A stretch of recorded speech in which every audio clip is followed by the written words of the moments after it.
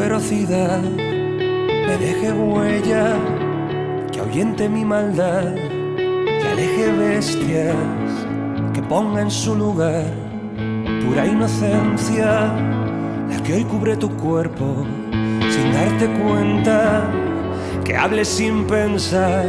las consecuencias, que digas tu verdad aunque lluevan piedras.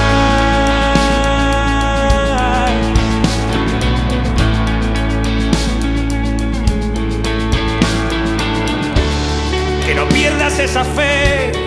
que hoy es eterna, y esa forma de no ser